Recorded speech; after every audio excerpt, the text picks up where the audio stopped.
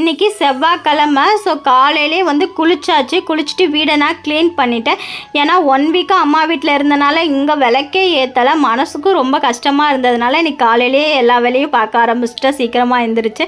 So morning பிரேக்ஃபாஸ்ட்டாக வந்து என்ன செஞ்சேன்னா salad தான் செஞ்சேன். நான் இந்த மாதிரி வீக்லி 2 days வந்து இந்த மாதிரி சேலட் வந்து செஞ்சு சாப்பிடுவோம். கொஞ்சம் ஹெல்த்தியாகவும் நாங்கள் நைட்டே வந்து கொண்டக்கடலையை வந்து ஊற வச்சுட்டேன். கருப்பு கொண்டக்கடலை கொஞ்சமாக இருந்தனால கொஞ்சமாக வெள்ளை கொண்டக்கடலையும் சேர்த்து தான் வேக வச்சுருக்கேன்.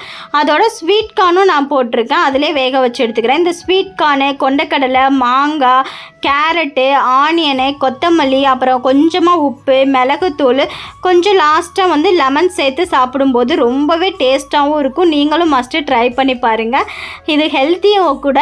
நேற்று ஒரு சிஸ்டர் வந்து கமெண்ட் பண்ணியிருந்தாங்க. அவங்க பொண்ணுக்கு வந்து பர்த்டே. அவங்க பொண்ணோட நேம் வந்து Devasena. Many more happy returns of the day Devasena பாப்பா. இந்த வீடியோ பிடிச்சா லைக் பண்ணுங்கள், ஷேர் பண்ணுங்கள், கமெண்ட் பண்ணுங்கள்.